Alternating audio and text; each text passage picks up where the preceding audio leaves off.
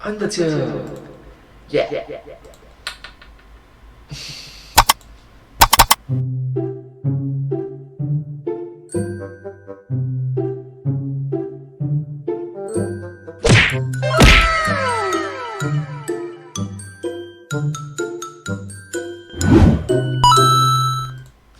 Hello everyone! Welcome to this video. In this video, I'll be reacting to one of the earlier uploads from the YouTube channel The Game Theorists. I'm a huge fan of their work and I hope that you will enjoy this video as well. This video came out in the year 2016, so I think it's around 5 years ago. Let's start! Can you imagine a world where we're all represented by a font? Huh, wonder which one I would be. Too straight. No, not in that way, just straight, as in unexciting. Too, Deadpool. Deadpool. Broadway! Now that's the one! Now that's the one! Broadway.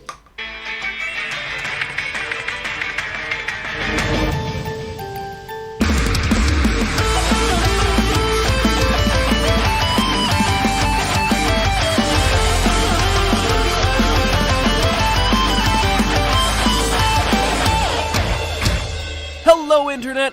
Welcome to Game Theory, Hello! where, instead of putting a joke here, I want to ask you a question. If your personality were represented by a font, what font would you be? I'm guessing Comic Sans, maybe. What's your font? What font represents you the best?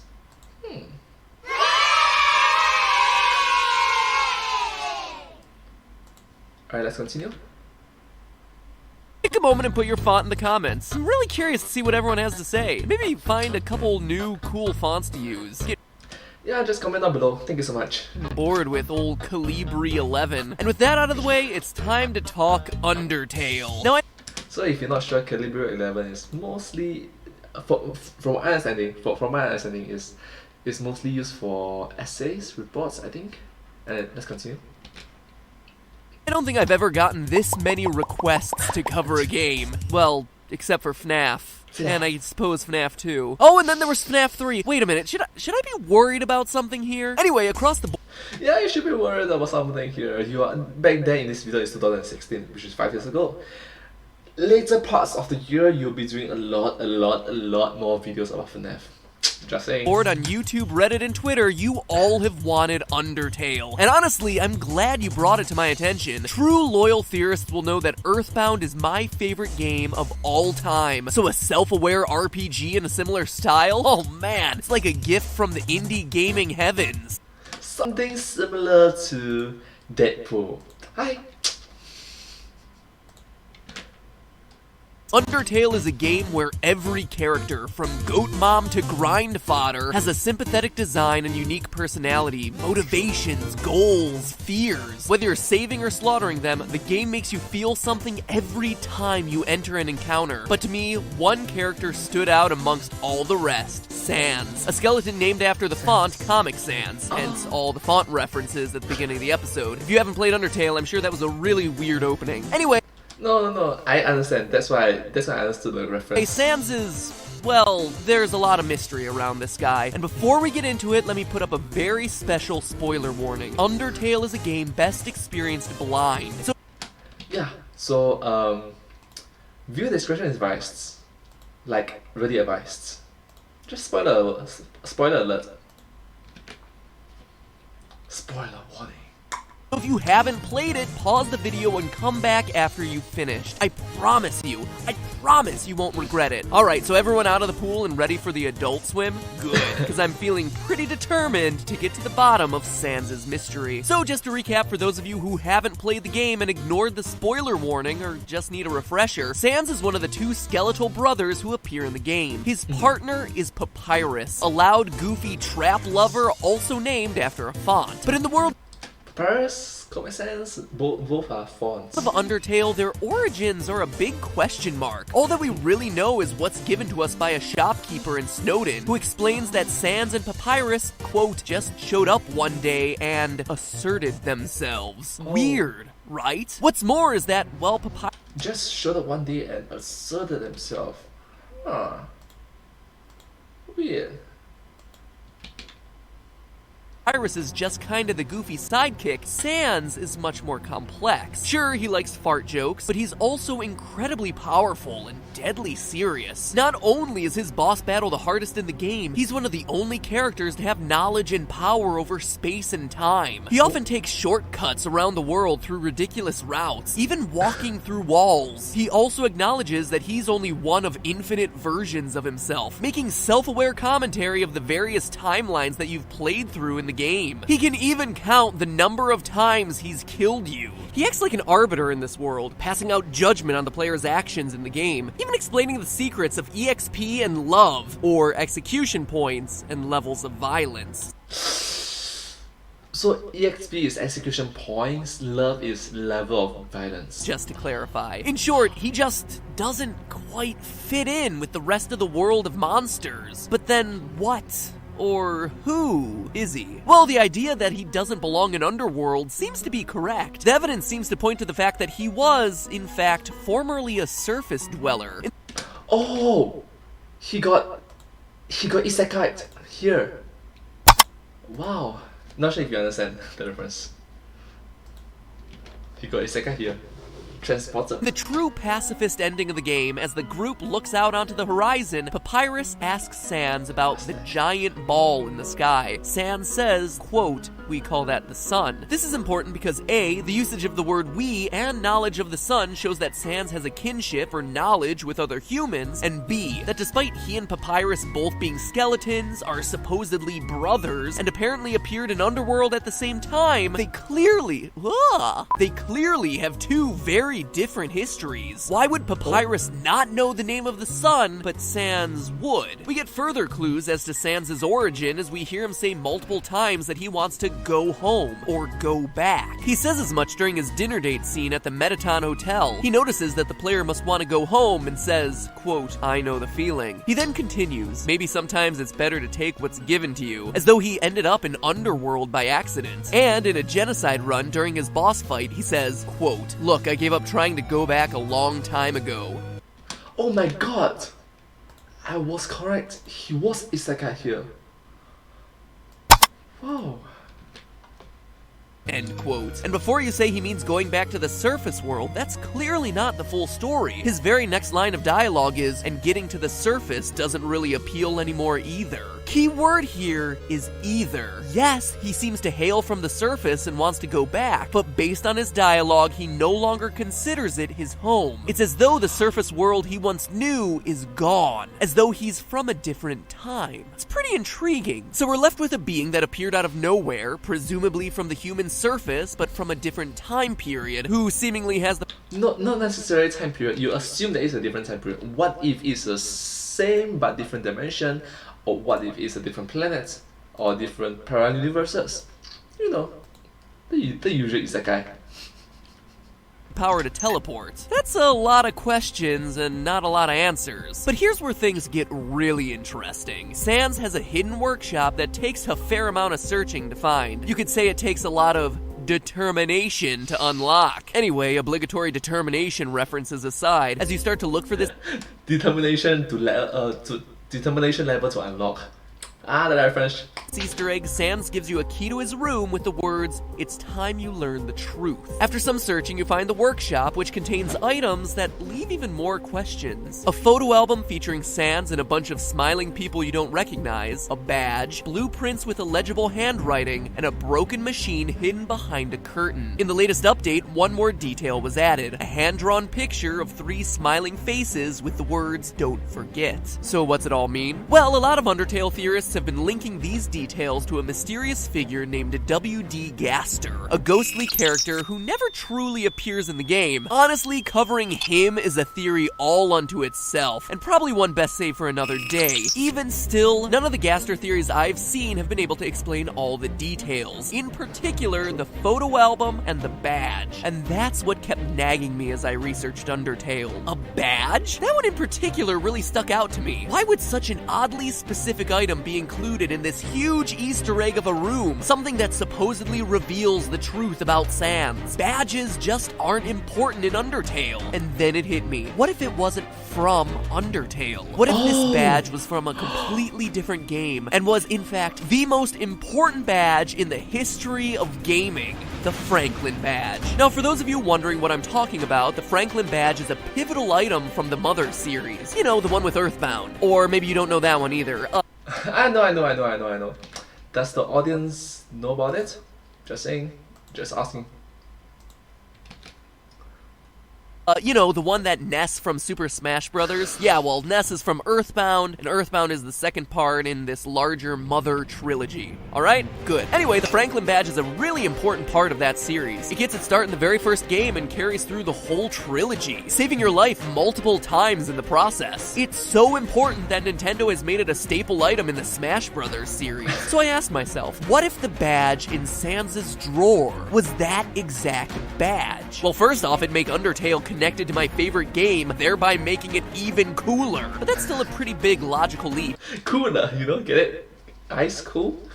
I needed more, and let me tell you, as I started looking, more and more pieces started to fit into place. At the end of Earthbound, you're given a photo album covering your adventures throughout the game. To me, it's one of the best, most satisfying endings in gaming to look back on your journey in picture form. And what does Sans happen to have in his other drawer? A photo album filled with pictures of Sans with people you don't recognize. Of course, you don't know them. They're not characters present in Undertale. And note the word that's used here. People you don't recognize, not underworld monsters. So that's two items oddly linked to the Mother series, but then how do the blueprints and broken machine fit in? Well, in the final stretch of Earthbound, Ness and his three friends must travel to the past in order to have their final battle against the evil alien Gygus. To do that, Dr. Donuts, remember him by the way, he's gonna be important later, with the help of the science.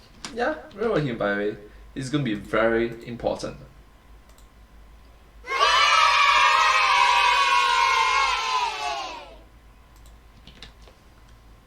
Geniuses Apple Kid and Mr. Saturn create what's known as the Phase Distorter, a machine that allows people to travel through time and space. Except, it comes with a cost. It can't transport organic material. As a result, the young heroes must put their souls into robotic bodies to use the machine and thus save the world. I played this game back in 1997, and I'm not ashamed to admit that when I first saw this scene, I cried. It's devastating. Dr. Donuts says goodbye to his son. These characters that you've grown to love and care about are suddenly promising to sacrifice their lives. For all they know, there's no possibility of them being able to come back home. It's this incredibly dark departure in the final moments of what was otherwise a fun, quirky, and colorful RPG. So what's all this have to do with Undertale? A lot, actually, but the first thing you need to know is that Mr. Saturns are known for their, let's say, unique linguistic style. That would explain the alleged Unique linguistic style. handwriting on the blueprints. And the machine, I think a broken phase distorter is behind that curtain. Now that may seem like a stretch, but it actually explains a lot. If Sans wound up in Underworld via a phase distorter, it could provide a reason for why he's a skeleton. He used the machine as organic matter and suffered the consequences. Not killing him, but turning at least part of him into a pile of bones. It would also explain why Sans has given up hope for going home. Remember, the distorter is a time machine. By being in Underworld, he's not only No, time and space machine. Sorry, it's a machine that can travel through time and space, not necessarily just time alone. in a different place, but based on how he talks, he's also in a different time, with no hope of traveling back to the time he came from. But the crossovers between Earthbound and Undertale continue. When you speak to the Apple Kid at the end of Earthbound, he's blown away by the astronomical odds of Ness overcoming Gygus, saying that he's going to continue studying the trait called courage in order to harness its power. Seems awfully similar to the same experiments happening in Undertale around the trait of determination, no? Especially since Oh, wait, it does seem similar. Courage, determination.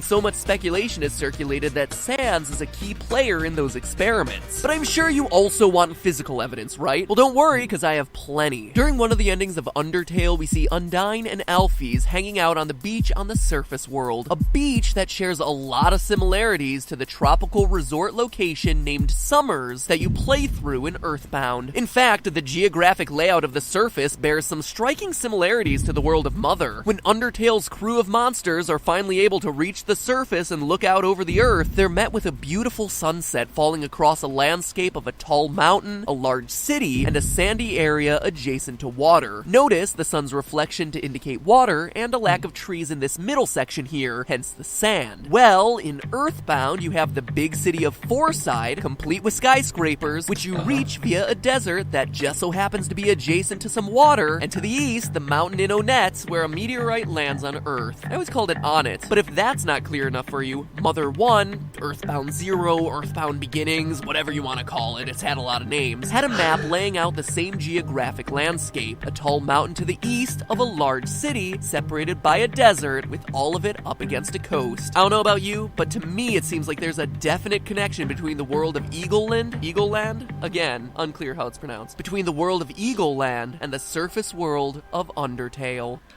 Oh my god. Their worlds are connected.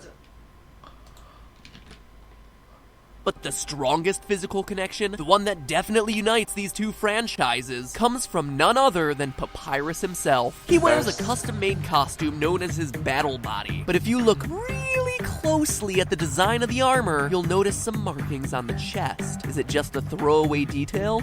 Oh no! That right there is an exact match to the ones that appear on the chests of Starman, the most iconic enemy of Earthbound. And look at the way he stands. I always thought it was awkward until I looked at the two characters side by side. Papyrus's curved arm and hand is a direct match to the curved arms of the Starman in the Mother series. In short, we have some incredibly strong proof that the Earthbound universe is somehow connected to the Undertale world, which brings us back to our initial question: who is Sans? Well, what if we took it one final step and said that Sans happened to be Ness from Earthbound? No! My god, no! Oh, the internet is gonna be crazy about it. The internet is gonna be crazy about it. Oh my gosh. Sent through the phase distorter during a test of courage, carrying the Franklin badge and his photo album in his trusty backpack. Not only do all the items in the workshop suddenly fit, but so does Sans' behavior. Remember, Sans can seemingly teleport, and Ness just so happens to have the PSI ability to teleport. Now look at the way Sans always stands. Hands in his pockets, directly facing the camera. It's a very similar stance to how Ness is depicted standing in most marketing for the game. It even explains why Sans bleeds when you finally hit him. He is, or at least was, a human. Oh, and finally, Oh wow. He is, or at least was, a human. finally, Sans is only one letter removed from being an anagram for Ness. That's just a fun one. I thought it was worth mentioning. But if there was any doubt, we have to look no further than the creator's previous work. Toby Fox, the man behind Undertale, had previously worked on a Halloween hack for Earthbound. But this just wasn't a simple reskin. The Halloween hack tells the tale of Dr. Andonuts after the events of Earthbound. Remember, I pointed him out? He's the one who made the phase distorter. In Toby Fox's version of the story, we see that after Gygas's defeat, the souls of the kids never return home. Instead, by going to the past to defeat Gygas, they create a new timeline that they're stuck in. As a result, Jeff never reunites with his father, Dr. Andonuts. And Dr. Andonuts goes crazy with guilt because he's the one responsible for creating the time machine and extracting the souls of his son and his son's friends to send them back to what he assumes was their death. In his mind, he killed 4 kids, and in Toby Fox's game, he's lost his mind trying to deal with that guilt. So he thought that he killed the 4 kids.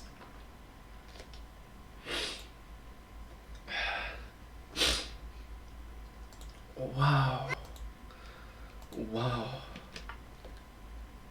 It got dark. Telling you, this hack is dark. But that said, you see a lot of Undertale in this game. The appearance of amalgamates, the first use of the awesome song Megalovania, the prototypes for Flowey, and the theme of having the choice to be non-violent in an RPG, sparing your enemies. But then why's all this matter to the theory? Well, remember, in Toby Fox's version of the story, the kids don't come back. They're stuck in the past with no hopes of getting home, just like Sans. And in the hack, one character is oddly missing, with no explanation as to why. Ness. Presumably in this timeline, his soul is in a different place than his three friends. Which brings us back to Undertale. Three faces with "Don't Forget" written on it. It's Ness trying to remember his three friends. In short, Undertale is a continuation of Toby's version of Earthbound, with Ness never being able to get home, adopting the name Sans, and accompanied by Papyrus, a former Starman, an alien force able to speak English and still equipped with his armor and signature posture, but without any knowledge of earthly things. Oh, that explains a lot. Like why he doesn't have knowledge about earthly things. Huh.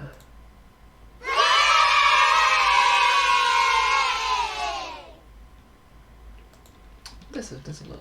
Like the sun, the pieces all just seem to fit. And all we need is an appearance from Pokey/Porky, and we've got ourselves a true sequel. But hey, that's just a theory. A game theory. Thanks for watching. Now go forth with that knowledge and try to tell me who Gaster is. Don't worry, I'll be looking too.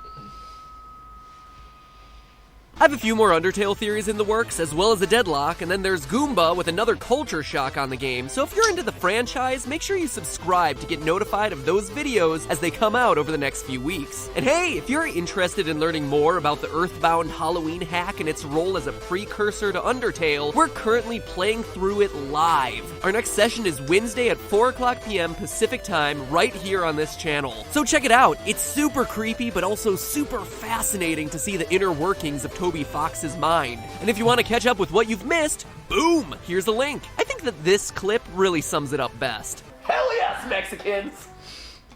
What?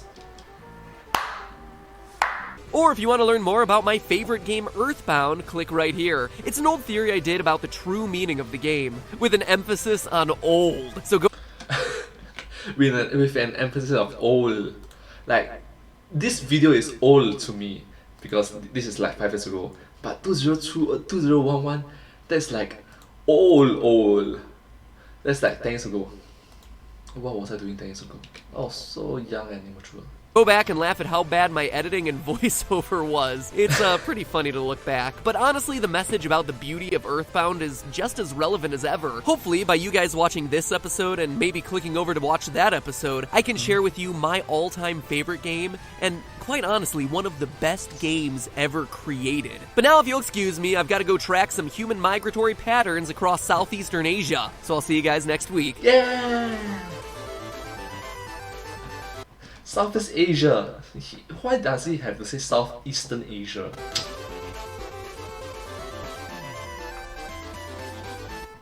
Yeah! Alright, thank you so much for watching this video. I hope that you enjoyed as much as I did. I really liked this video. And yeah, do remember to subscribe and like and share. Blah. If you do like this video, please consider to like, share and subscribe to my channel, and comment down below if you have anything to share with us. Thank you so much. And yeah, this video came up from the YouTube channel, The Game Theorists. The Game Theorists. And yeah, their videos are amazing. Do check them out. Their work are brilliant. And yeah, remember that's what is it? But hey, that's just a theory, a game theory. Thanks for watching.